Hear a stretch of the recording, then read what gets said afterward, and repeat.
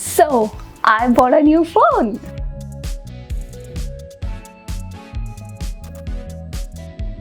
The short story behind me and my phone is my first phone was something that I got in 8th standard. It was like a very small black and white phone. And then after that, I got my second phone when I was in 10th standard. It had like this MP3 player kind of stuff where I could listen to music. It was very cool. And after 10th standard in first PU, I got my first smartphone, like a touch phone. It was a Samsung Galaxy Fit. And ever since that day to the last phone that I had, I've continuously gotten upgrades. I somehow used to convince my parents to buy me a new phone very often, like every year or so I used to buy a new phone. And for like our family, which is slightly upper middle class and not very affluent or rich, it was a big deal. I feel like I did ask quite a lot from my parents back then, and every time I got a decent phone. Of course, not a very high-end phone, but like a very good phone in the market, very like affordable but very good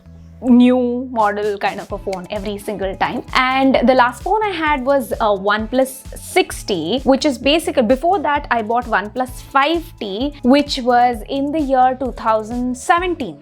And after that, I didn't buy phone at all. OnePlus 6T is also something that I took from my husband. It was my husband's old phone that I just took, I think about 2 years ago. So from about 4 years, I have not bought a phone. It is because I was just like, once I thought I'll wait for the next launch to happen. And then eventually I kind of lost interest in having a new shiny phone. Like it didn't matter to me. As long as it functioned well, I was cool with it. But until last month is when my phone started just like giving up. It started hanging and Instagram apps suddenly would close, and then I am an online entrepreneur, right? So a lot of my work is depending on Instagram and online, and like phone is a very, very important part of my business along with my life. So yeah, I felt like, okay, I think it's time to buy a new phone. It's been 4 years that I bought one anyway. So yeah, I finally decided that there's no point. I did feel bad because this was not on the card. I had recently bought a laptop as well, very brand new high-end laptop. So I kind of was not expecting this phone to give up. But I decided that there's no point in struggling with the non-functioning phone. It's just time. And it was also Diwali offers were running. So I just went ahead and bought this fancy shiny piece of phone. So this is Samsung Galaxy S21 in the color Phantom Violet. So I've always had black phones. I think once I've had white phone, but everything in the neutral shade itself. And then I had the option of violet or grey at the store, which was running Diwali offers, and I decided I wanted to go ahead with the crazy violet color. It would be great if it was blue or yellow because those are my favorite colors and those are my brand colors as well. But nonetheless, I just decided to go ahead with this color.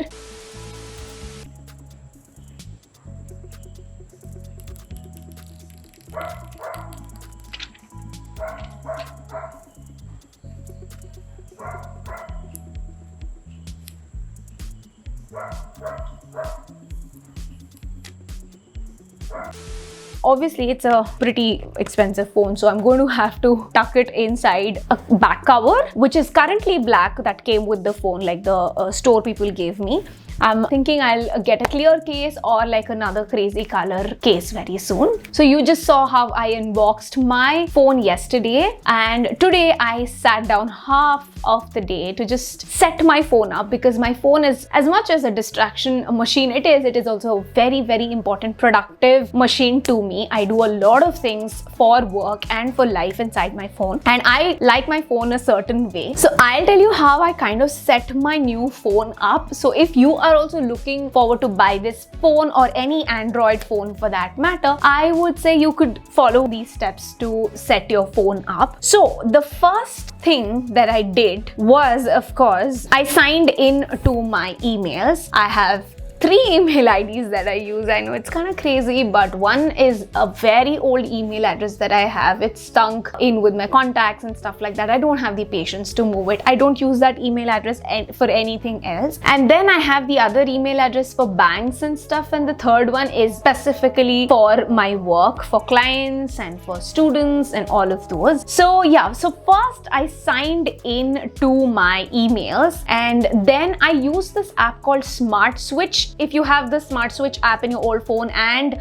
in your new phone, it helps you kind of switch phones, like bring on all of the data that was in your old phone to your new phone. Somehow I did it last night and it just didn't happen. The last certain percentage was just pending and it just couldn't happen. So I stopped that app and I did everything on my own. So the next thing that I did was I disabled all the apps that weren't necessary. What I did notice was I had a OnePlus and now I am having a Samsung, right? So Samsung has a little more of random apps that you cannot even uninstall, like majorly Samsung store apps that you cannot uninstall, which if you're not accustomed to, you wouldn't want those apps. So I felt irritated with those apps. So there are options to disable few apps. There is an option to hide apps on your phone. So they're going to exist in your RAM, but they're just going to not be seen on your screen. So I did all of those, like initially took off all the clutter that I didn't want. And then of course I went into my settings, and settings I did a ton of basic things, like I changed the sounds slightly, like I'm not sure yet, but I will kind of see what works for me after using for a few days. And then I checked how the notification bar works at the display. I put my fingerprint, my face lock, and all of that was set up. And then I like to have the vibration completely off. I want my phone to only vibrate when there's like a phone call coming in or like a notification coming in. And then of course I like the swipe gestures for back as opposed to the buttons at the below part of the phone. And I did just check around how everything works. In general, I was just looking around the phone itself.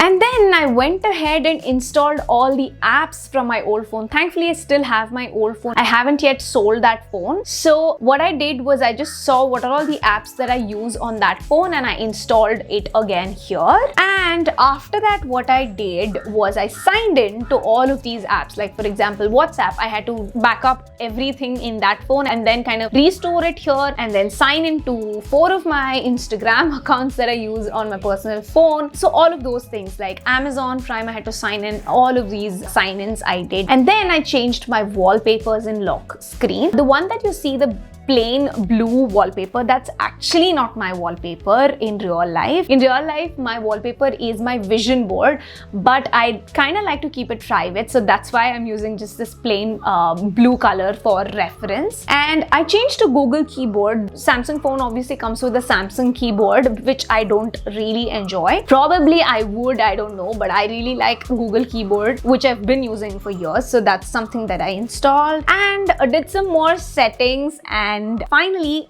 I put all the apps into folders, which was not something that I did in my previous phone. And after this, I set up my home screen, the widgets and all of that, and it turned out to be pretty perfect. So I'll show you how my home screen looks as of now. Like in the first home screen itself, I have nothing but the clock. Clock also specifically is because when you click the clock, it takes to the alarm section, which is very easily accessible. Every night I just see what time should I put my alarm at. When I swipe the next one, first I have the home page of my Notion board, which I'm obviously using a lot.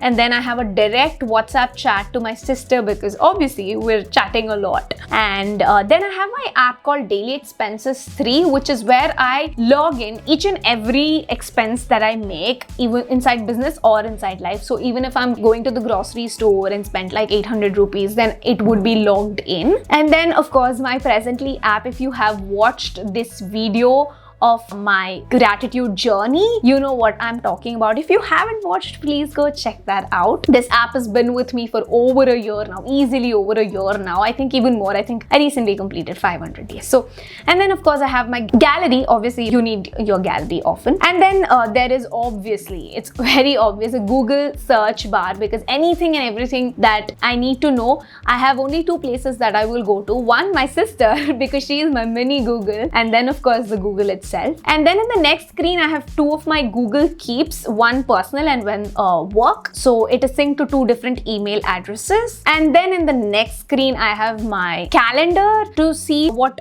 is coming up. And then I have the digital well-being. I used to use digital wellness inside my OnePlus phone. So it says how much of my screen time has gone for the day. And then I have Google Fit small icon which says how many steps have I covered in that particular day, just that much. And then I have my Spotify. So as of now, because my phone is only just a day old, this is what it is. Probably while I use it, I might definitely change things around. And I obviously like changing things around very often. Not very often.